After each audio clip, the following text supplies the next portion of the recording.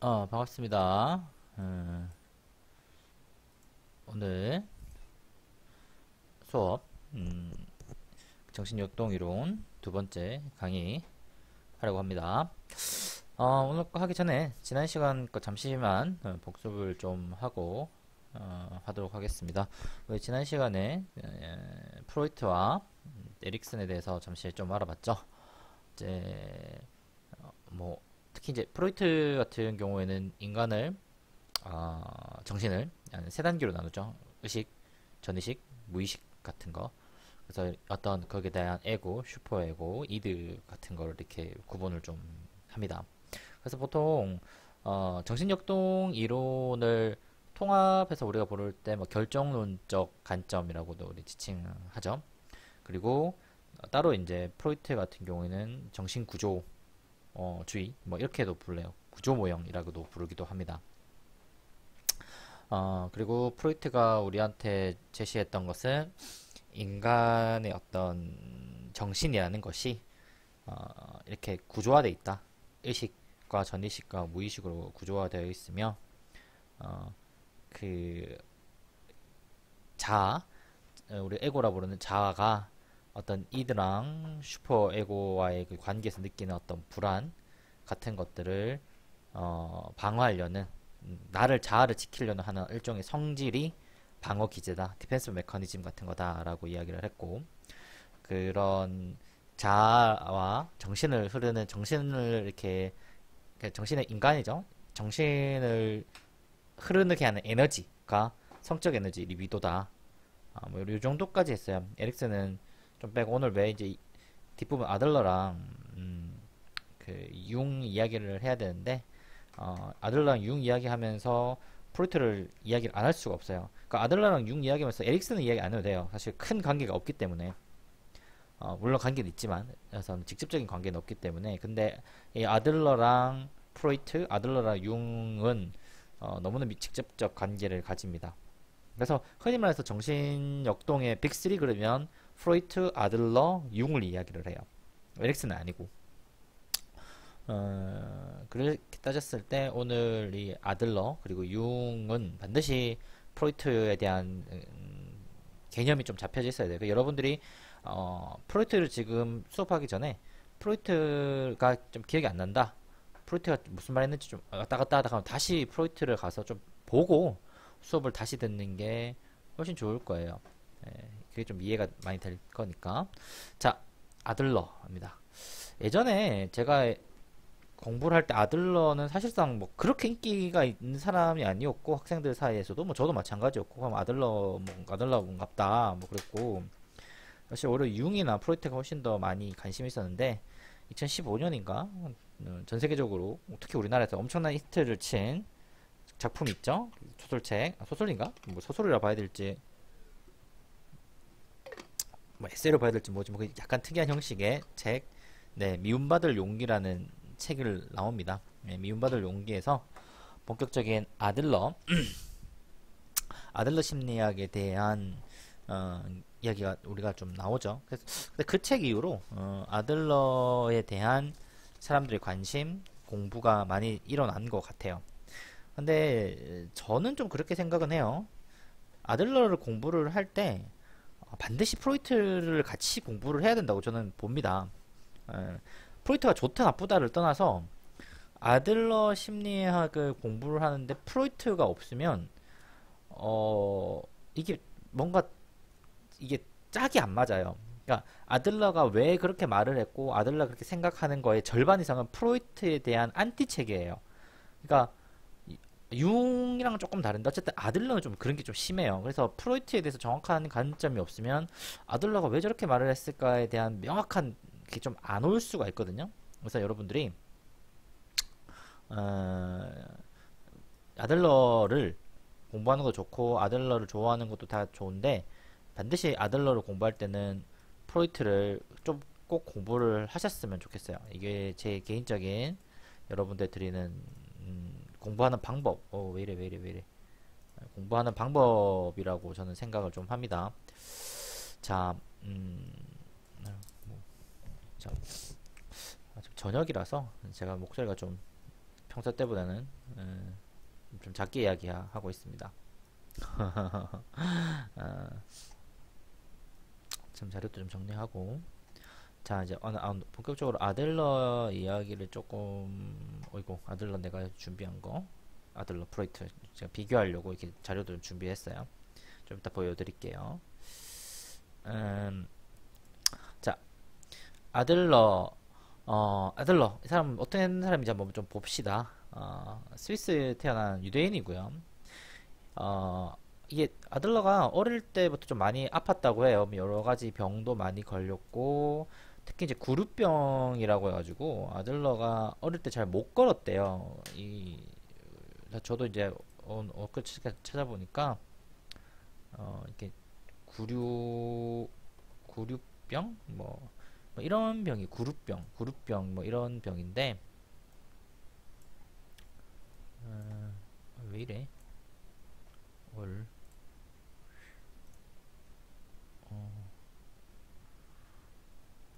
됐다. 구루병인데 이런 병을 걸렸대요. 아들러가 어릴 때. 이게 비타민 D 뭐 결핍으로 해서 섭취 부족, 햇빛 뭐 부족도 뭐 여러 가지 이유 때문에 잘 못 걷는 병이라고 합니다. 뭐 유럽에서도 드문 병이래요. 근데 이게 치료를 받으면 뭐 되나 봐요. 이게 나오죠. 그러니까 햇빛 많이 쬐고 영양 보충 받으면 생긴다고 합니다. 일종의 어, 신경계 계통의 좀 병인 것 같아요. 아들러가 이 병을 알았다고 합니다. 그리고 아들러가 형도 있었고 뭐 동생도 있었고 했지만 동생도 같이 있다가 죽기도 하고, 그러니까 그렇게 막 어, 태어날 때 뭔가 성장기에 여러 가지 고통, 자기 자신에 대한 고통이 있었고, 형이 굉장히 똑똑했다고 합니다. 아들러가 둘째인가 그렇게 알고 있는데, 형이 굉장히 똑똑해서 굉장히 많은 열등감을 갖고 있었다. 그리고 어릴 때 되게 공부를 못했대요. 그렇잖아. 몸도 아프고 그럴 때 뭐 공부를 뭐 잘했겠어. 그러다가 아들러가 어느 정도 시점이 지나서 아버지의 굉장히 많은 지지와 격려 덕분에 나중에는 공부를 되게 잘하게 됐다고 합니다. 극복을 했대요. 그런 공부에 대한 스트레스를 극복하고, 그리고 그가 나중에는 의사가 됩니다. 예, 뭔가 이제 뭐 이렇게 그 성장기 되게 좀 뭉클하죠. 의사가 됩니다. 처음에 어떤 의사가 되냐면 후에 아들러는 정신과 의사가 되긴 하지만 처음에 의사는 안과로부터 시작됐다고 해요. 안과에서 이게 시작이 되었어요. 아들러의 의사는 안과를 하다 보니까 아들러가 몇 가지 특이한 걸 발견하게 돼요. 뭘 발견했냐면 잘 안 보이는 눈, 그때만 하더라도 뭐 지금처럼 수술이 많이 발달 안 돼 있으니까 막 눈이 안 좋다는 사람들이 막 많이 치료를 못 받았을 거 아니야. 근데 그런 와중에 뭘 보다가 이 눈이 안 좋은 사람들이 오히려 책 같은 거를 더 집착하게 본다는 거예요. 그러니까 눈이 안 좋을수록 오히려 보는 거에 대해서 더 민감하게 하고 더 열심히 보고 한다는 거죠. 그래서 왜 그럴까 하고 이렇게 아들러 스스로 막 고민을 해봤대요. 도대체 왜 사람들이 저렇게 안 보이고 하는데 더 열심히 볼까? 또 시력이 굉장히 안 좋은 사람들은 청각이나 후각 같은 게 굉장히 발달돼 있다는 걸 확인하게 되었어요. 아들러가. 그러니까 아들러가 뭔가 내가 뭐 이런 느낌이잖아. 어떤 기능 하나가 이렇게 떨어지면, A라는 기능이 떨어지면 갑자기 B나 C 기능이 올라간다는 걸 의사생활을 통해서 확인하게 되는 거예요. 그리고 A가 떨어졌다고 해서 사람이 포기하는 게 아니라 이걸 보충하기 위한 A-A2-를 하고 있다는 것을 알게 되는 거죠. 그때 아들러가 여러 가지 생각을 했을 거예요. 인간이, 흔히 말해서 인간이 갖고 있는 긍정과 부정적 영향을 함께, 그러니까 영향이라기보다는 긍정적 요인, 장점이라고 이야기 좀 나왔나? 장점과 단점에 대해서 함께 봤고, 인간이 이 단점을 포기하는 게 아니라 단점을 극복하려는 어떤 시도, 노력, 열정 같은 것을 캐치하게 됩니다. 알게 됩니다.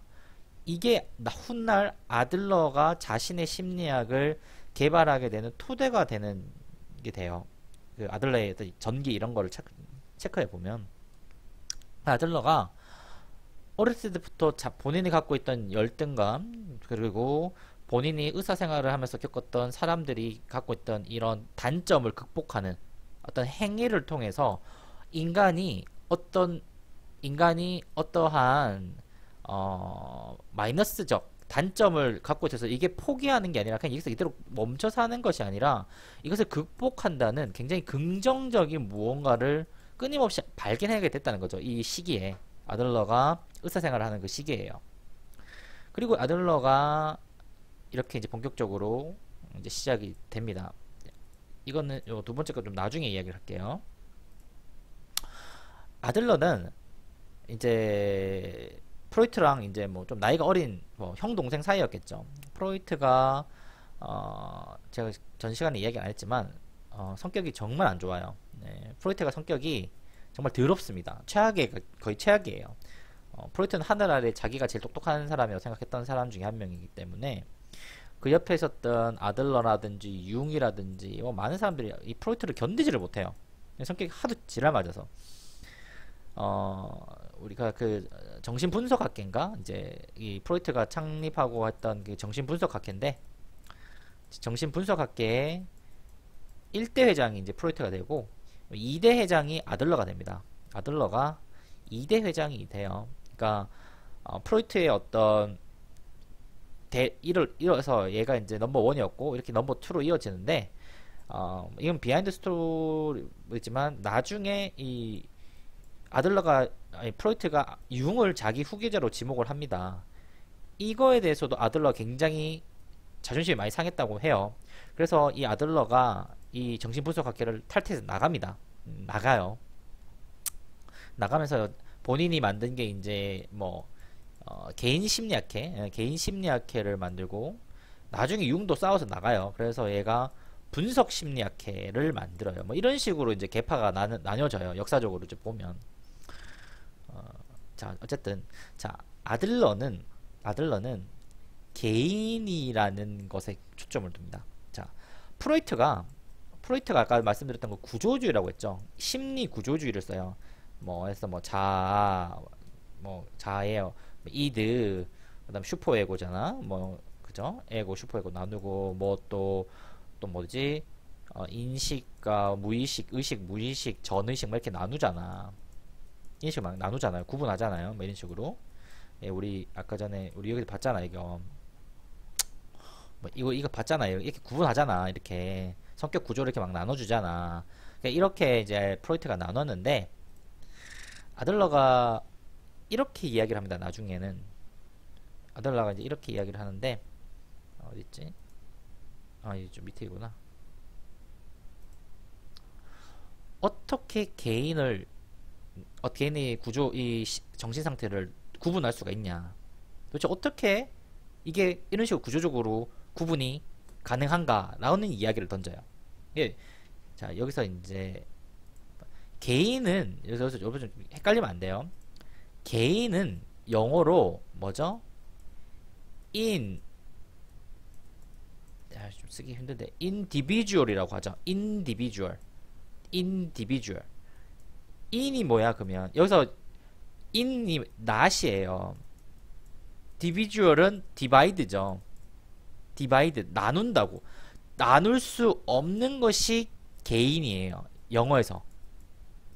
그러니까 서양의 사고체계에서 개인이란 건 더 이상 쪼개서 더 이상 나눌 수 없는 무엇이 individe, not divide, individual이라는 개념입니다. 더 이상 나눌 수 없는 무엇이 개인이라는 거죠. 그러면 프로이트가 이렇게 나눴잖아. 뭐 의식, 무의식. 그래서 아들러는 얘를 배척해요. 어떻게 인간의 그것은 나누는 게 안 된다라고 이렇게 보는 거죠. 그래서 아들러 심리학은 개인 심리학 혹은 나눌 수 없기 때문에 통합 심리학 이렇게 바라봐요. 더 이상 나눌 수가 없다는 거죠. 그러니까 프로이트 심리학의 구조라면 나눌 수 있는 구조라면 프로이트 심리학은 나눌 수가 없는 통합된 체계, 이걸 개인이라고 부른다는 거예요. 이걸 그래서 개인 심리학이라고 부른다는 거예요. 아시겠죠? 여러분들 책이나 뭐 기타 등등을 봤을 때 아들러 심리학을 개인 심리 이론이라고 보는 것, 여기서 개인이라는 건 뭐 전체 이런 게 반대되는 개인이라기보다는 더 이상 그러니까 프로이트에 대한 반대의 개념으로 쓰는 거예요. 아시겠죠? 자, 아까 전에 제가 잠시 보여드리려고 했던 것도 마찬가지예요. 이렇게 나누는 것과 못 나누는 것에 대한 이야기. 아시겠죠? 그리고 이렇게 프로이트 심리학은 아들러 심리학은 이렇게 조금 크게 나눠볼 수가 있습니다. 프로이트는 사실상 그래서 프로이트 같은 경우에는 과거에 관심이 많아요. 이 사람이 과거에 뭘 했는지. 그래서 과거에 뭐 12세 전에 있었던 어떤 X라는 것이 나의 평생 Y의 행동과 감정에 영향을 미친다라고 했고, 아들러는 이 과거를 인정은 해요. 과거라는 것을 인정을 하는데 이 인정하는 이 X와 Y를 인정합니다. 그래서 아들러도 결정론이긴 해요. 결정론이긴 한데 이 X와 Y의 관계를 조금 다르게 해석을 해요. 이게 무슨 말이냐? 자, 이렇게 봅시다. 예를 들어서 여러분들이 과거에 어릴 때 공부를 못했어. 한 1학년 때, 뭐 2학년 때, 초등학교 1, 2학년 때, 더 어릴 때 공부를 못했다고. 공부를 못했다면 그 공부를 못했던 그런 이벤트가 이때 느꼈던 감정, 트라우마, 또 공포, 어떤 주변 사람들의 관계가 내 평생에 영향을 미친다라는 게 프로이트의 생각이에요. 현재와 미래에. 이게 프로이트의 생각입니다. 근데 아들러는 조금 다르게 봐요. 공부를 못한 거는 오케이 알겠다니까? 공부를 못한 건 알겠어요. 내 공부를 못해서 느끼는 열등감이라는 건 내가 알겠다고. 공부를 못해서 느끼는 열등감. 근데 열등감 자체가 나쁘다는 게 아니에요. 아들러는 열등감인 것 자체를 부정하진 않아요. 그냥 열등감은 그냥 마치 그냥 여러분들이 뭐 키 175, 뭐 170, 130, 100, 그냥 키와 같은 그냥 갖고 있는 어떤 성질 같은 거라는 거예요. 그냥 엊그저께 비가 온 것처럼 비가 왔다. 비가 온 거예요, 그냥.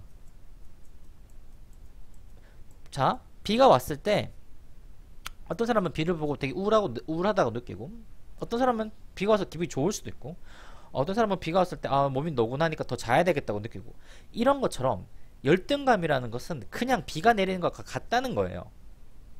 세상에 비가 안 올 수가 없잖아. 누구나도 열등감을 느낀다. 이거 누구라도 어떤 상황에서도 항상 열등감이라는 건 존재를 한다는 거예요. 단 이 열등감을 어떻게 해석하느냐가 미래의 삶을 바꾼다고 보는 거예요.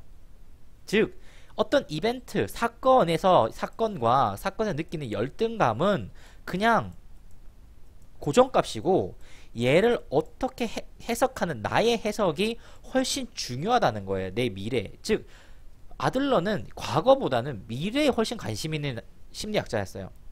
내가 미래를 어떻게 바꿀 것인가, 이 과거 이벤트를 어떻게 해석함으로써 미래를 바꿀 것인가가 훨씬 관심이 있었고, 프로이트는 과거에 어떤 트라우마가 있었냐가 관심이 있었어요.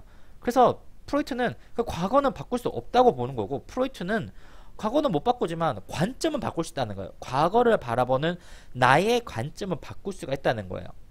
그러니까 내가 어릴 때 가난하고, 내가 어릴 때 공부를 못하고, 내가 어릴 때 알겠어. 근데 그건 그거고, 그걸 내가 어떻게 함으로써 더 나은 삶을 살 수 있지 않냐는 거예요. 이게 왜 이렇게 나왔냐면 아들러의 삶을 보세요. 아들러가 어릴 때에 몸도 약했고 공부도 못했어요. 공부도 못해, 몸도 약해.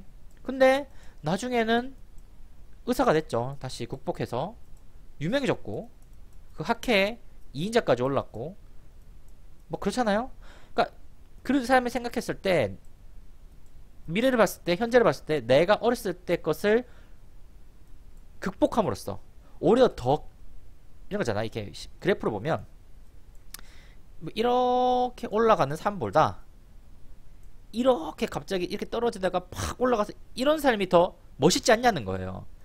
어릴 때 이 이벤트를 이렇게 볼 것인가, 내가 이렇게 재해석함으로써 나를 성장하게 된 동력이 되었다. 그때 내가 몸이 아팠고 멍청했지만 내가 그걸 극복해서 더 좋은 사람이 되었다. 뭔가 스토리가 있잖아. 여기는 스토리가 있잖아. 여기는 스토리가 없어. 근데 이렇게 막 드라마틱한 스토리가 나를 더 좋게 만들었다고 재해석할 수 있는 거잖아요. 그죠? 아들러는 이게 되게 중요했다고 보는 거예요. 즉 그래서 아들러 심리학은 그래서 열등감이 너무나 중요합니다. 인간이 갖고 있는 열등감을 어떻게 해석하느냐, 즉 어떻게 극복하느냐가 아들러 심리학에서는 너무나 중요한 키죠. 이 키예요. 조금 더 가볼게요.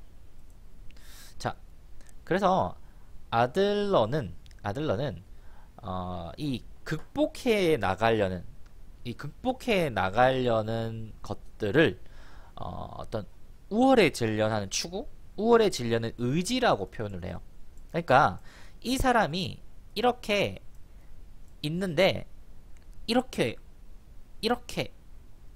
증가하려는 이런 것들을, 이런 성향, 힘, 즉 나의 열등감을 극복해 나려고 하는 힘이 우월에 대한 추구, 우월에 대한 의지라고 불렀어요. 인간이 이걸 갖고 있다는 거죠. 누구나 인간은 지금보다 더 나은 삶을 살려고 하는 그런 강인한 의지가 있다는 거예요. 그래서 프로이트랑 격렬하게 다투고 싸웠던 지점도 이런 거예요. 당신이 생각하는 과거의 얽매여서 있는 것이 아니라 인간이란 건 언제나 이런 게 된다고. 인간은 언제든 여기서 멈추어 있는 것이 아니라 극복한다고. 도전해 나가고 성취해 나가고 극복하려는 의지가 있다는 거예요. 의지가 있다. 이게 인간인 이유다라고 아들러, 즉 인간의 개인은 나눌 수 없는 개인이 갖고 있는 극명한 힘이다라고 생각을 하는 거죠. 이제 뭐 10년째 그 생활 양식이라는 이야기가 이제 나와요. 이제 뭐 되게 중요한 게 이야기예요. 자, 생활 양식이라는 건 아들러한테 뭐라고 해야 될까? 뭐 약간 성격 비슷한 거, 아니면 성격보다 더 큰 차원의 무엇이에요. 그러니까 내가 나라는 인간을 구성하는 내적 차원, 내적 힘 같은 게 생활 양식이고, 아들러는 보통 이것이 어릴 시절에 완성된다고 이야기를 합니다. 이런 면에서는 결정적으로는 계속 취하고 있죠. 그래서 이런 생활 양식은 기본적으로 뭐 이렇게 크게 두 가지 정도로 뭐 나눠지는데, 어쨌든 조금씩 이야기할게요. 나에 대한 이미지, 타인에 대한 이미지, 어떤 삶의 태도, 목표 같은 어떤 신념 체계가 있어요. 신념 체계가 있고, 그리고 보통 이거 크게 이제 있는 걸 생활 양식이라고 부르는데, 보통 이제 생활 양식을 이야기할 때 어떤 사회적 관심, 뒷부분 또 할 거예요. 사회적 관심과 어떤 활동 수준이라고 부릅니다. 이 활동 수준을 합쳐놓은 게 어떤 생활 양식이라고 말을 해요. 그러니까 일종의 생활 양식이란 건 나의 어떤 태도예요. 태도와 나와 외부에 대한 태도, 그리고 내가 갖고 있는 어떤 에너지의 수준 같은 걸 통합해서 생활 양식이라고 부릅니다. 생활 양식이라고 좀 불러요. 자, 생활 양식은 그래서 내가 뭐라고 할까, 사회적, 개인이 아니라 이타적인, 뭔가 타인과 협력하려고 하는 이런 것들에 대한 이타성이라는 걸 생각하면 돼요. 그러니까 생활 양식 안에 있는 이 사회적 관심이라는 것은 일종의 이타성을 말하는 거예요. 내가 얼마나 이타적인가, 그리고 그 이타성에 합쳐서 내 힘이 얼만큼 있는가라는 거예요. 그러니까 반대는 이거죠. 이기적이겠지. 반대는 무기력이겠지. 무기력. 그럼 대충 각이 나오잖아. 1, 2, 3, 4. 2x2 매트릭스가 그려지겠네. 이게 이런 거예요.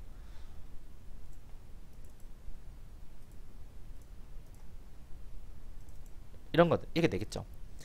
그러니까 내가 사회적 관심도 많고 힘도 높다. 그러면 사회적으로 유용한 인간이 된다는 거예요. 반대로 사회적 관심도 없고 에너지도 적다. 그러면 힘도 없고 관심도 없으니까 누군가 붙어 있어야 되는 거고, 힘만 있고 사회적 관심이 없어, 이기적이야. 그럼 지배하려고 하겠지. 이거를 회피하려고도 하고, 이런 것들이 아들러가 생각하는 인간을 네 등분으로 구분한 것들입니다. 우리 모두 이런 인간이 됩시다. 아시겠죠? 자, 그래서 아들러는 이 아들러의 이론을 쭉 봤을 때 크게 중요히 생각하는 것이 이제 열등감이라는 것, 이 열등감에 대한 어떤 것들, 그리고 지금 말하고 있는 생활 양식, 그리고 가족, 요 세 가지가 사실은 가장 중요하다고 이야기를 해요. 첫 번째 열등감. 아들러가 이 열등감은 다시 말하면 뭐다? 자체가 나쁜 게 아니다. 열등감은 흔히 비 오는 것 같은 그런 느낌이다. 그 비 오는 것을 우리가 어떻게 극복하고 해석하느냐에 따라 삶이 미래가 달라진다. 그 다음에 생활 양식이라는 것은 내가 나와 세상을 관계하는 방식이에요. 이거 어떤 식으로 관계할 것이냐, 지배할 것이냐, 기생할 것이냐, 회피할 것이냐, 더 유용한 인간이 될 것이냐. 그리고 가족, 아들러 내 가족에 대해서 많이 이야기를 해요. 왜? 아들러가 아까 이야기 보면 몸이 약한 둘째 아들, 그러다가 또 밑에 막내가 태어나서 관심을 또 뺏겨요, 부모한테. 그러니까 이렇게 있다 보니까 이 형들, 동생들에 대한 어떤 고민 이런 게 되게 많았던 것 같아요. 그래서 아들러가 부모와 이런 거 보면서 이제 이런 이거 많이 만들어도 됩니다.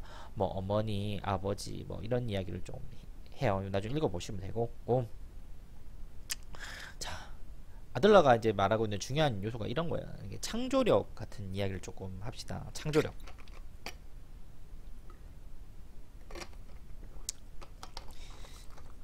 셀프 이야기는 조금 더 유용할 때 좀 더 할게요. 창조력만 이야기를 할게요. 아들러도 이제 자기의 창조력을 이야기했는데 융을 이야기하고 나서 다시 아들러 얘기하면 이 셀프와 창조력 이야기를 조금 더 강력하게 할 수가 있는 것 같아요. 자, 아들러한테 이 창조력이 굉장히 중요해요. 창조력. 도대체 이 창조력이라는 건 도대체 뭘까요? 창조. 뭔가를 창조한다. 그러니까 아들러한테 이 창조력은 인생의 원리라고 했어요. 이 창조력이 생활 양식을 발달시킨다 그랬고, 그리고 인간은 창조할 자유를 가진다고 했고.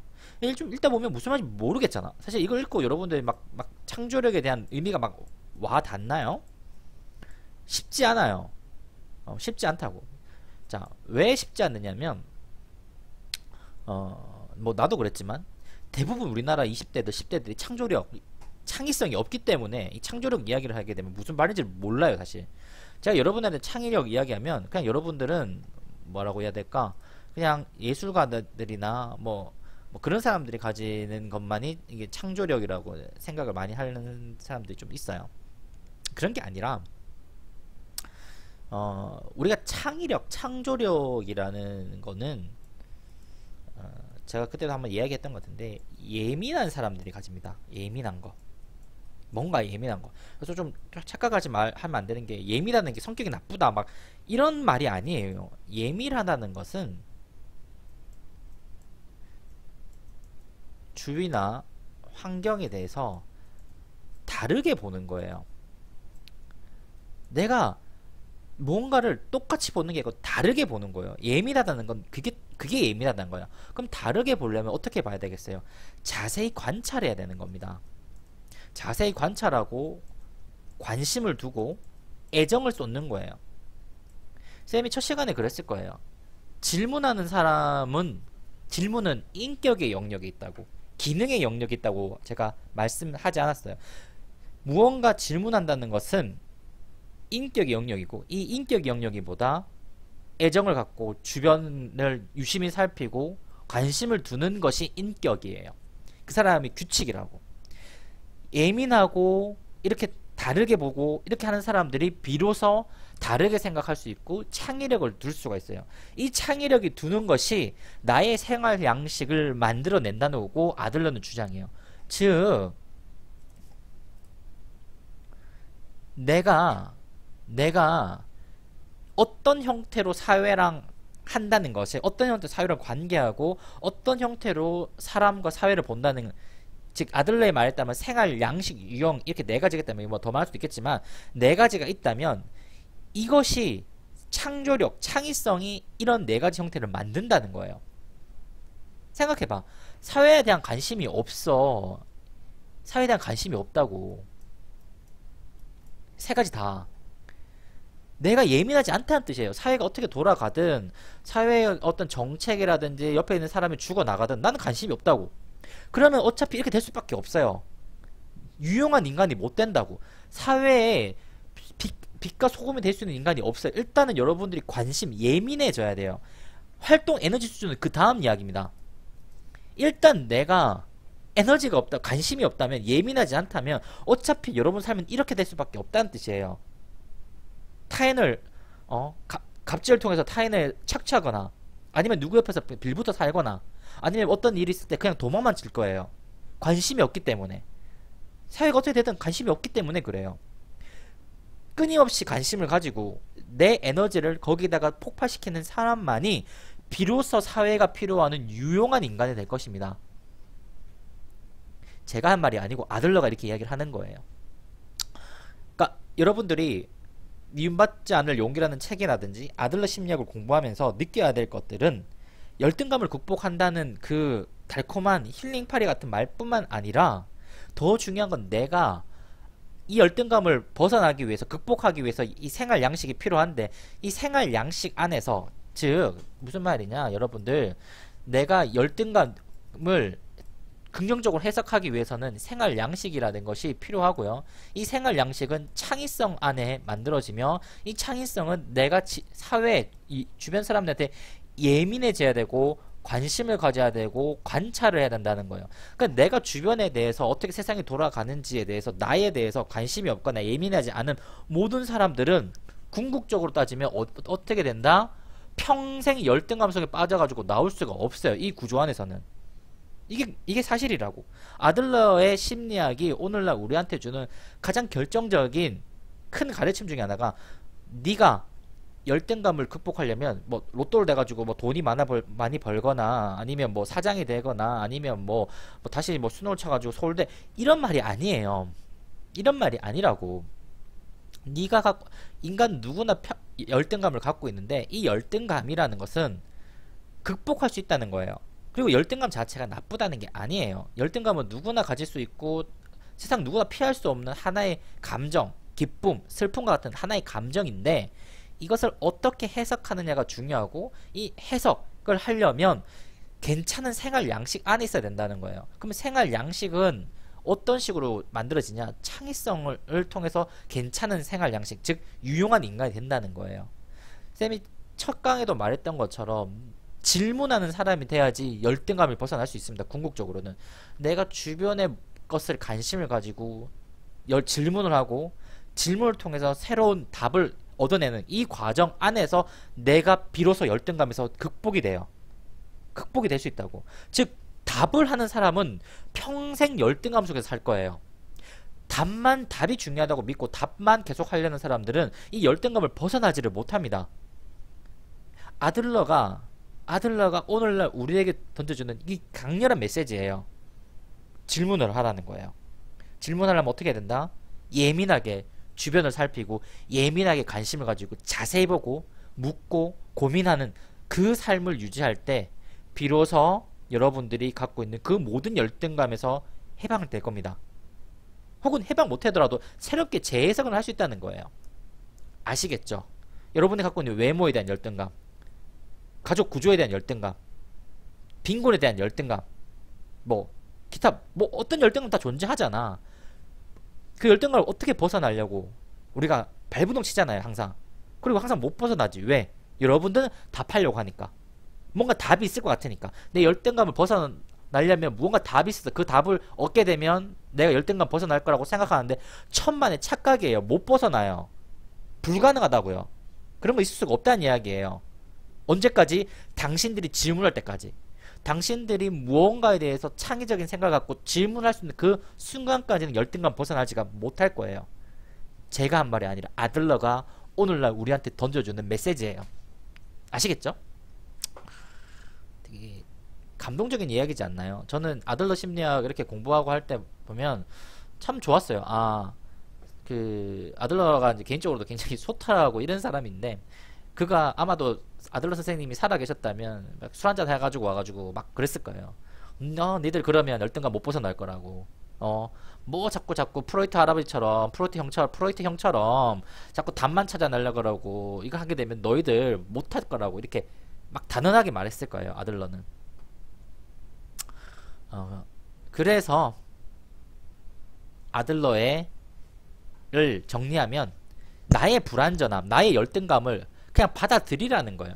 나의 불완전함을 받아들이고 이 불완전함으로부터 나의 새로운 미래의 어떤 괜찮은 나를 창조할 수 있고 완성할 수 있다는 거죠. 그러니까 과거의 사건이 중요한 게 아니라 과거의 사건에 대한 나의 해석이 더 중요하다는 거예요. 그래서 과거의 사건을 열등감 컴플렉스라고 만들지 말자는 거예요. 이게 그렇게 만들지 말자고. 좀 더 새롭게 새로운 내가 되자고. 과거는 과거일 뿐이라고. 과거를 바꿀 수가 없잖아요. 돌아가서 타임머신도 없는데 어떻게 바꿔. 그러니까 그런 거 우리가 못한다고. 평생 열등감 갖고 살 거냐고 묻는 거예요. 그럼 열등감을 벗어나기 위해서는 불완전한 걸 내가 인정하고 내 스스로에 대한 새로운 질문, 창의적인 창조성을 개발해야 된다는 거죠. 그게 나를 더 나은 미래의 나로 만들 거라는 거예요. 이게 오늘날 아들러의 철학이, 아들러의 심리학이 우리한테 던지는 명확하고 강렬한 메시지입니다. 이 수업을 듣는 여러분들도 뭐 저 또한 마찬가지예요. 우리가 언제나 열등감을 가져요. 열등감이 없는 사람이 어딨어. 외모, 재산, 뭐 등등등, 학교, 학력, 학벌, 또 뭐 있니? 뭐 찾아보면 수천 가지가 다 열등감이에요. 아닌가요? 그렇잖아. 근데 그 열등감을 극복하고 싶어서 우리 모두가 발버둥을 치고 산다고 가정을 해보죠. 극복이 되나? 극복이 돼요, 이게? 정말 뭔가 얻으면 극복이 돼? 미안하지만 안 될 거예요. 설사 A라는 열등감을 극복한다 쳤더라도 B, C, D가 함께 나타날 겁니다. 그건 어떻게?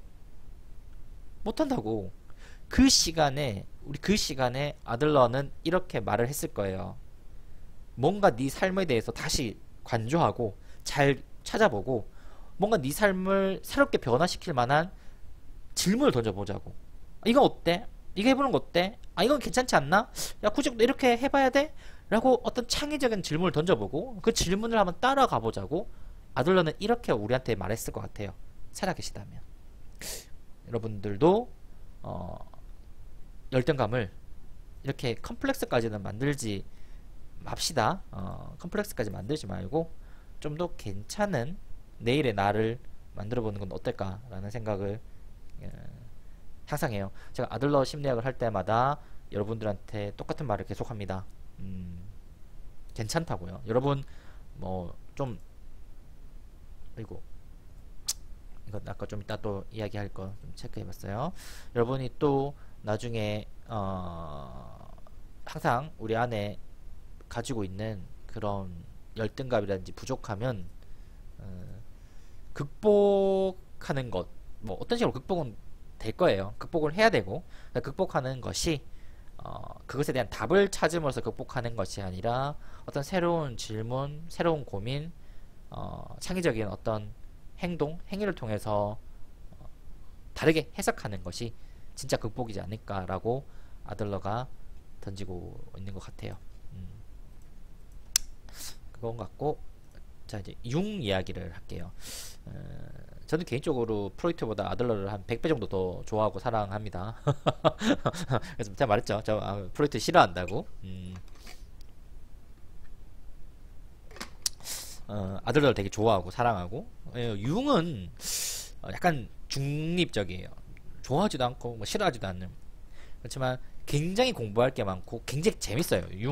융은 엄청 재밌는 게 많아요. 그 모든 걸 다 이야기하지 못하고, 저도 사실 뭐 융 전문가가 아니기 때문에 제가 아는 지식 내에서만 좀 이야기를 할 수밖에 없을 것 같아요. 자, 융. 이 4명 중 우리가 오늘 때까지 총 4번째 사람인데, 이 융은 유일하게 유대인이 아닙니다. 부모 두 분 다 아무도 유대인 피가 섞이지 않은 이 사람, 그냥 스위스에서 태어난 사람이에요. 이 융이라는 사람은 좀 흔히 말해서 이제 굉장히 똑똑한 천재죠. 정말 천재고, 프로이트가 융을 직접적으로 후계자로 지목할 정도로 굉장히 똑똑한 사람이고, 프로이트의 어떤 모든 거를 흡수한 다음에 이거를 극대성하고 넘어버렸던, 청출어람을 했던 거예요. 실제적으로 심리학을 공부한 친구들이나 선생님들 이야기 들어보면 프로이트보다 융이 훨씬 더 심리학에 큰 영향을 미쳤고 공부를 많이 한다고 이야기를 많이 하셨어요. 여러분들 특히 이제 MBTI 같은 거 있잖아. MBTI가 융의 어떤 그 이론에 영향을 받아서 만든 것이에요. 실제적으로 일상생활, 우리 어떤 심리학 일상생활에서 프로이트보다 융이 미친 영향이 훨씬 더 크다고 합니다. 자, 융이 이제 프로이트랑 융이 어린 시절, 그러니까 한 20살 정도 차이 나요. 프로이트랑 융이. 융하고 프로이트가 처음에 이제 프로이트가 비엔나인가? 거기서 이제 비엔인가 비엔나 헷갈리네. 뭐 어쨌든 거기서 뭐 발표를 했을 때 이 스위스에서 융이 날아갑니다. 그래서 이 프로이트 쌤 만나서 이야기를 해요. 그날 뭐 열 몇 시간 동안 이야기를 했다고 합니다. 13시간이니까 15시간 이야기를 했다고 해요. 그리고 나서 융이 프로이트 밑에서 연구를 시작을 합니다. 프로이트가, 그러니까 융이 프로이트의 어떤 무의식이라든지 의식 이런 거에 대해서 굉장히 호응을 해요. 이건 진짜 맞다. 100%. 진짜 이건 백찐이다. 이건 완전 찐 진리 뭐 이런 식으로 했다고 합니다.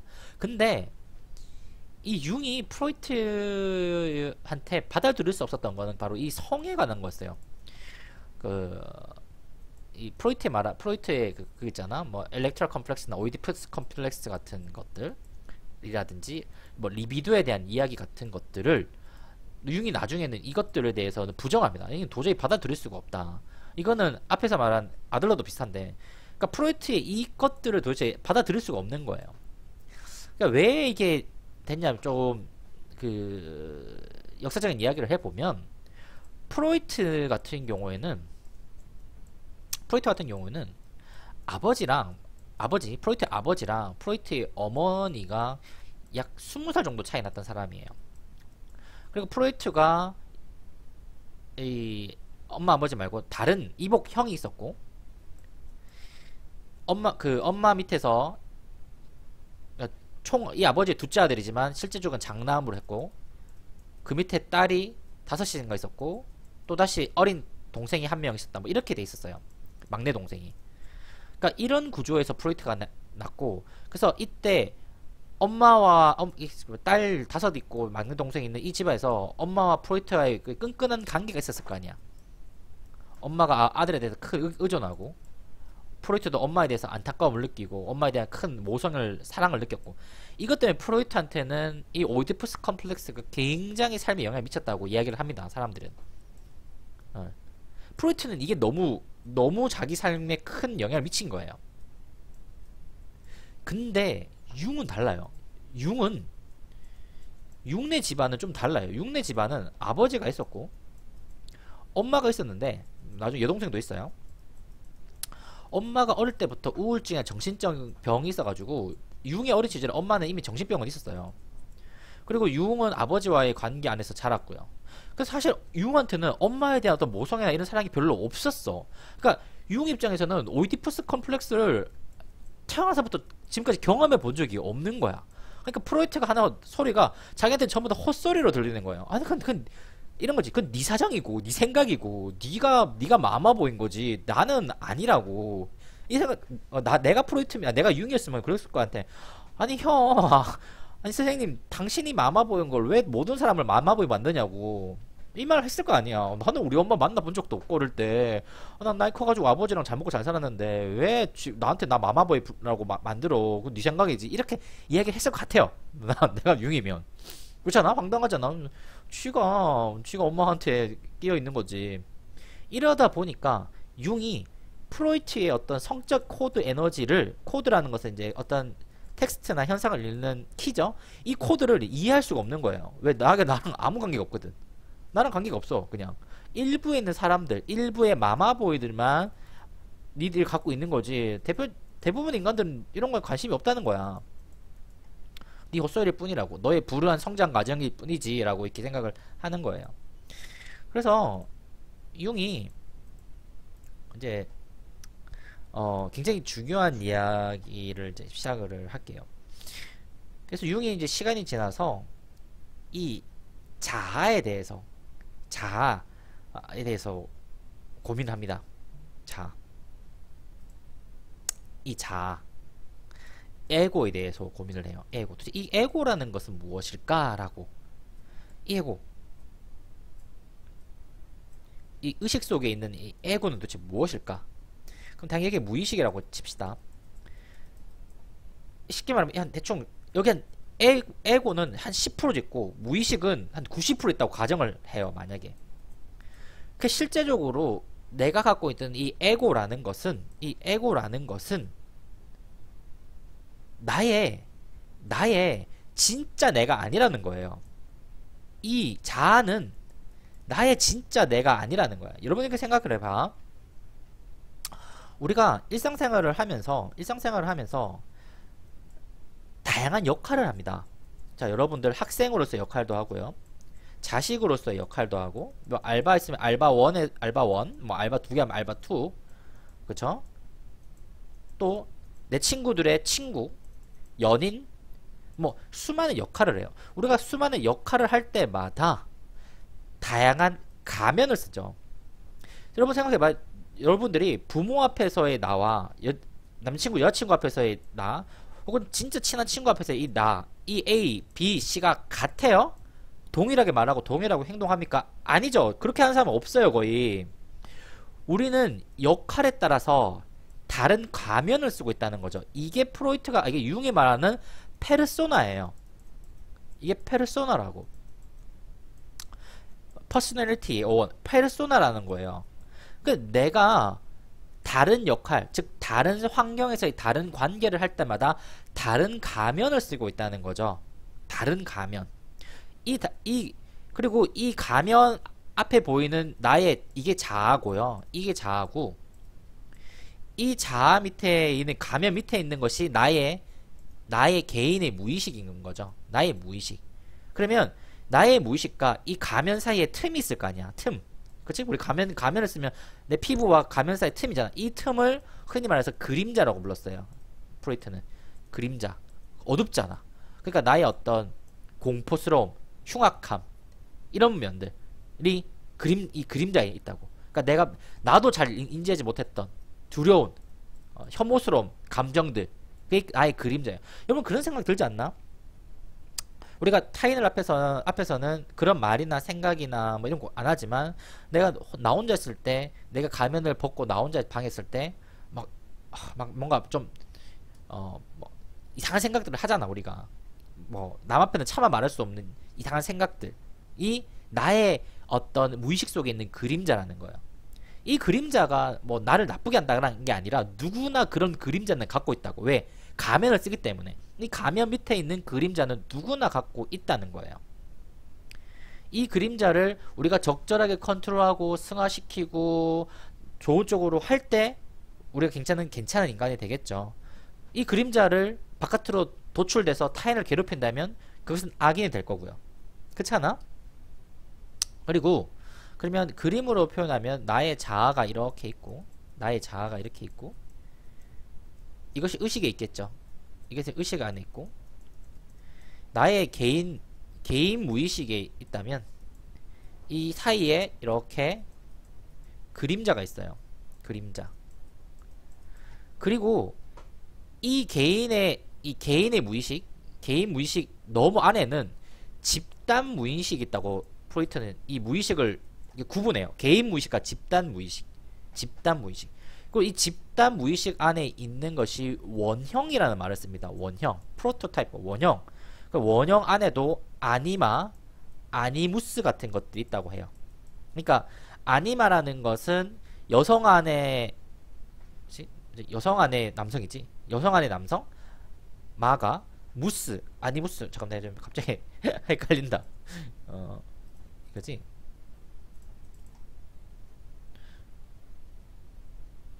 아니무스. 아니마, 그치.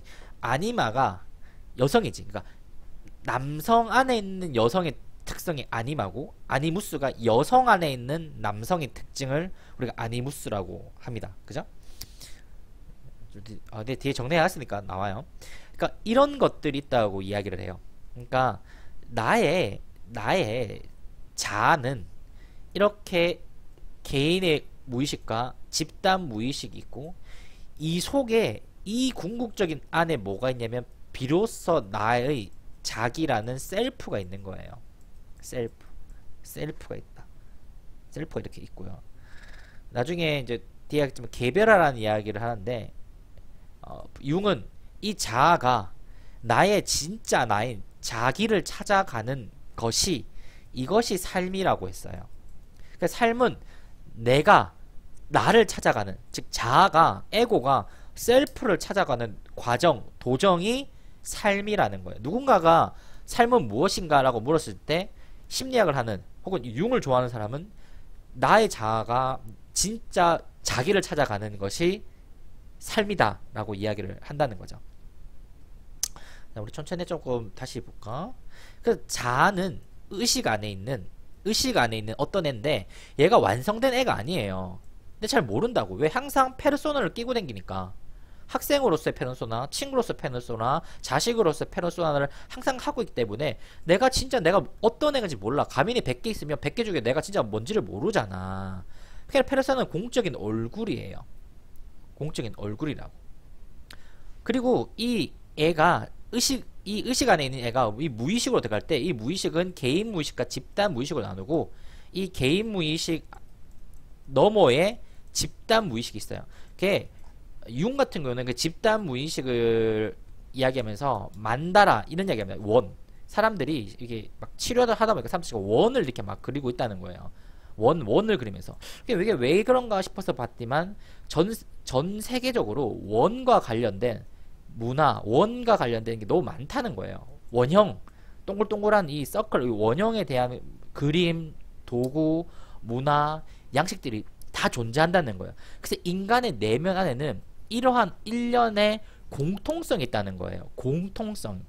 우리가 인간이 밤 되면 두려워하고 어느 문화와 상관없이 뱀 같은 거를 싫어하는 그런 것들이 있다는 거예요. 그쵸? 그러니까 어떤 문화에 상관없이 어떤 국가 어떤 민족에 상관없이 공통적으로 가지는 특징적 무의식 같은 것들이 존재는 한다.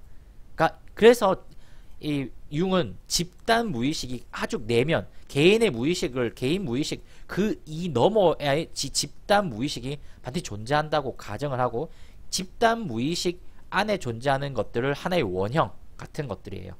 아까 말했던 뱀, 밤, 동그라미 같은 이런 원형이 있고 그 원형의 한 타입 중에 하나가 아니마, 아니무스 같은 것도 있다라고 보는 거죠. 그래서 아니마 연무스 이렇게 정리해놨어요. 아니마는 무의식에 감춰진 남자 여성적. 그래서 아라는 것은 여성이에요. 보통 서양 언어에서 이 A라고 붙여서 있는 게 보통 여성을 칭하거든요. 라니냐, 엘리뇨, 여성 꼬망이를 라니냐라고 그러잖아요. 근데 보통 이게 아를 많이 써요. 그래서 무스는 남성인데 여성에 있는 남성, 마는 남성의 여성. 요게 아니무스예요. 다시 그랬을 때 나의 이 자아, 에고, 이 의식 속에 있는 나의 이 자아가 개인의 무의식에서 이 그림자 있게 그림자를 넘어서서 나의 그림자를 넘어서고 집단 무의식을 이렇게 있을 때 이 안에 가장 빛나는 진짜 셀프 자기가 있고요. 이것을 찾아가는 나의 진짜 나를 에고가 찾아가는 나의 의식이 내가 진짜 좋아하는 나 진짜 하고 싶었던 나를 찾아가는 것이 뭐다? 이것이 삶이다 라고 이야기를 합니다. 이것이 삶이다. 이게 개별하다라는 거예요. 이게 개별하다. individual. 그러니까 더 이상 쪼개질 수 없는 나가 개별하다라는 거예요. 즉 일반여서 반대되는 말은 일반이죠. 일반은 뭐예요? 공통성이라는 거예요. 공통성은 뭐다? 구분된다는 거죠. 나눠질 수 있어요. 공통성은 최소한 나눠질 수 있다는 거예요.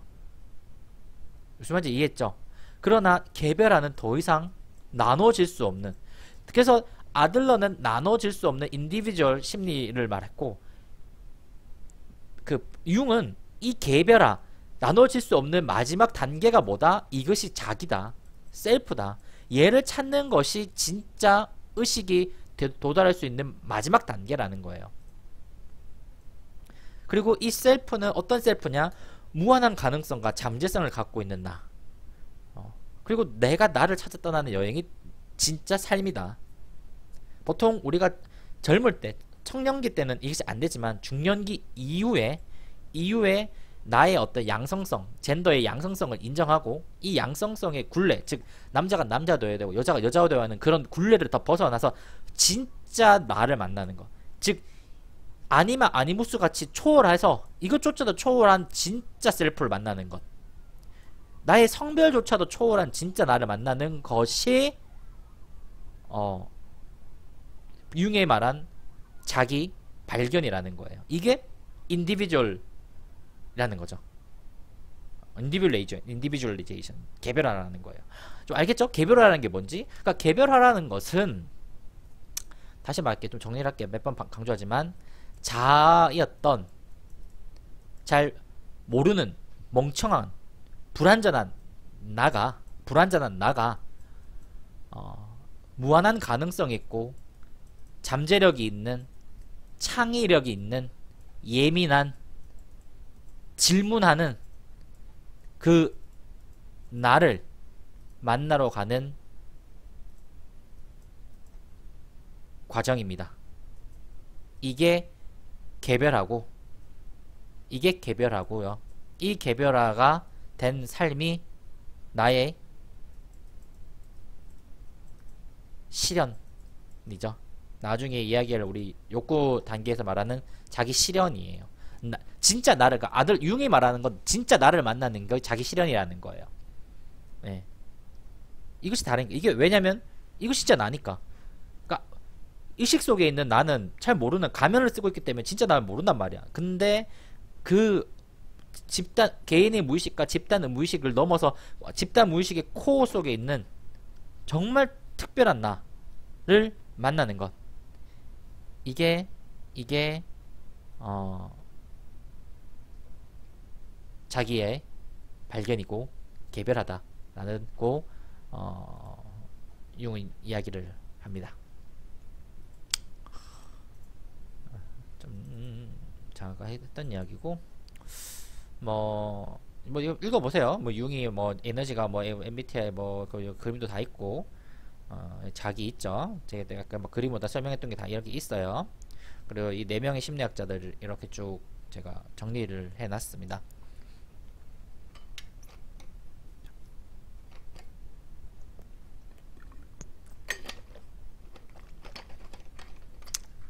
자, 전반적으로 다시 한번 쭉 정리를 해보도록 하죠. 아들러와 융은 프로이트로부터 영향을 받았습니다. 그러니까 프로이트가 없었으면 아들러도 융도 없었을 거예요. 그냥 둘 다 그냥 의사하고 살았을 거예요. 둘 다.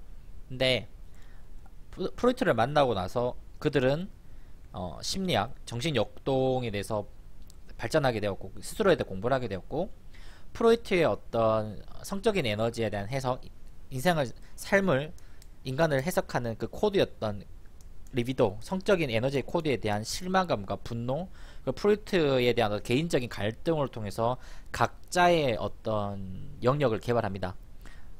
아들러와 융이 어릴 때 살아왔던 삶의 방식을 기초로 해서 각각 다른 형태의 이야기를 만들어 내죠.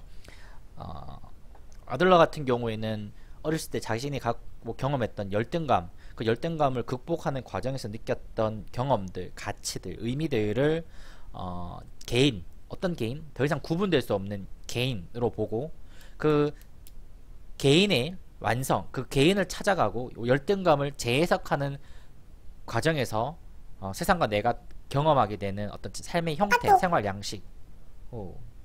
죄송합니다. 우리 엄마가 연락이 와가지고 생활 양식들, 그런 것들을 초점을 두면서 어떻게 하면 인간이 갖고 있던 그런 열등감을 극복하고 회복하는지에 대한 초점.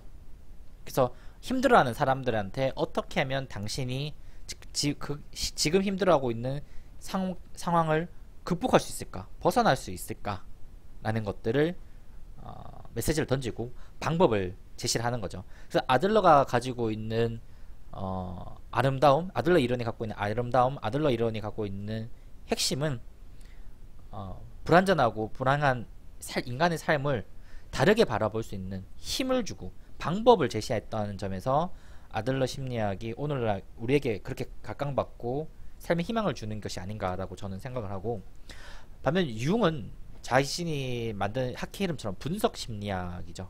인간에 대한 분석이에요. 그러니까 아들러 이론이 융처럼 이렇게 엄청나게 정교하지는 않습니다. 융 이론은 프로이트보다 훨씬 더 정교해요.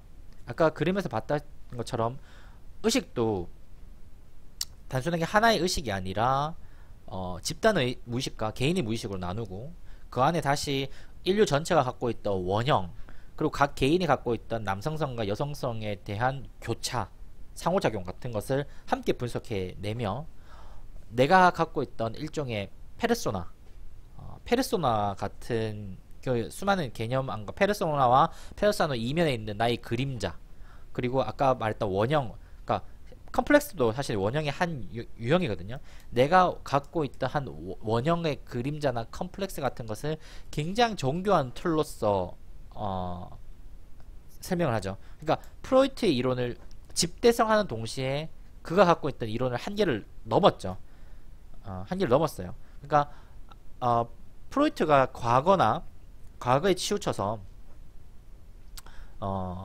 꿈, 무의식 이런 것들을 억압된 과거 이벤트가 꿈으로 나타난다라고 무의식을 봤다면, 융은 앞으로의 어떤 발전 가능성 같은 것들을 꿈으로 이제 보여주려고 했고, 그래서 보통 프로이트의 연구 대상자가 주로 정신질환자들을 대상으로 했다면, 융은 일반 사람을 했고, 리비도도 성적 에너지 말고 어떤 창의적 에너지 같은 걸로 많이 치환을 했었어요. 나중에 융의 연구를 보면. 이렇듯 융은 프로이트의 영향을 받아서 프로이트를 집대성에서 많이 발전시켰지만, 동시에 자신만의 어떤 독특한 분석학 체계, 그리고 오늘 우리가 MBTI를 쓰는 것처럼 MBTI의 어떤 에너지에 대한 네 가지 아까 잠시 넘어갔던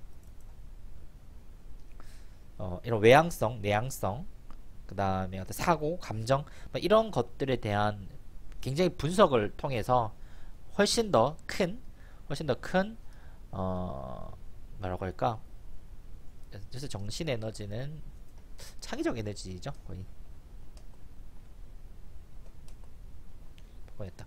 일단 요런 이거를 도입함으로써 기존에 프로이트가 경험하고 갖고 있었던 수많은 문제들을 많이 회복합니다. 예, 뭐 오늘 요 정도까지 이야기하면 이 두 위대한 심리학, 심리 철학자들의 이야기를 좀 거의 어느 정도는 학부 수준에서는 커버하는 게 아닌가라는 생각이 좀 들어요. 더 자세한 내용은 여러분들이 조금 더 구글, 유튜브나 좀 찾아보시고, 중요한 거는 이런 거예요. 이런 걸 뭐 배운다고 해서 뭐 외운다고 해서 삶이 달라지거나 그런 건 아니에요. 저는 그렇게 생각합니다. 중요한 거는 융이 되었든 아들러가 되었든 나라는 진짜 나라는 인간이 무엇을 원하고 있는지 진짜 몰라도 상관없어요. 융에 따르면 나를 찾아가는 과정이냐, 그게 삶이라는 거잖아. 근데 여러분 지금 융론 대놓고 이야기해요. 젊은 시절에는 중년기가, 그러니까 여기서 말하는 중년기는 이 시절에 말하면 중년기는 거의 죽기 몇 년 전이에요. 그때는 60다 전에 죽었으니까 얼추 50대 되면 이제 죽을 날이 10년도 채 안 남은 거야.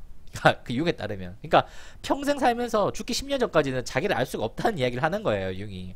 그러니까 나의 삶이란 건 죽을 때까지 내가 무언가를 진짜 진짜 내가 어떤 사람인지 알아가는 과정이 삶이라는 거죠. 그러니까 당장 알 필요도 없고 알 수도 없다는 거예요. 중요한 건 내가 포기하지 않고 나를 찾아가려는 힘과 노력이에요. 어떤 노력일까? 질문하는 노력이에요. 질문하는 노력이라고. 난 뭘 좋아하지? 내가 뭘 할 때 즐겁지? 내가 이 일을 정말 하는 것이 맞을까? 내가 이렇게 힘들어도 나는 버티고 싶고 내가 버틸 수 있을까? 스스로한테 묻고 고민하는 이 노력과 과정이라는 거죠. 그러니까 융과 아들러는 사실상 같은 이야기를 묻는 거예요. 진짜 더 이상 쪼개질 수 없는 나라는 것을 네가 어떻게 만날래? 어떤 질문을 할래? 어떤 고민을 할래라고 던지는 거예요. 좀 더 쉽게 해서 융은 비극적인 이야기를 하죠. 젊을 때도 못 찾을 거야. 그러니 평생 찾아. 그 책 있죠. 파울로 코엘료의 연금술사라는 책을 여러분들이 시간 나면 한번 봤으면 좋겠어요. 아마 본 친구도 많을 건데, 그 연금술사에서 던지는 메시지들이 그런 것들이잖아. 궁극적으로 행복을 찾아가는, 연금술을 찾아가는 그 과정에서 내가 나라는 인간이 경험하는 다양한 것들을 대한 이야기예요. 그러니까 연금술사라는 책이 일종의 저는 동화라서 읽었는데, 그 책에서 던지는 것이 궁극적인 어쩌면 나라는 것. 더 이상 모든 것을 쪼가려도 더 이상 쪼개지지 않는 나를 찾아가는 그 과정이 하나의 연금술을 찾아가는 과정과 비슷하지 않을까라는 생각을 좀 했어요. 뭐 그렇습니다. 이 강을 통해서 제가 추천해드린 책은 파울로 코엘료의 연금술사를 한번 읽어봤으면 좋겠다는 생각이 들고요. 여러분과 저는 이제 오늘 여기까지가 정신역동 이론이고, 다음 시간부터는 또 재밌는 다른 이론 이야기하면서 또 3강을 진행해 보도록 하겠습니다. 모두 좋은 하루가 되시고 안녕.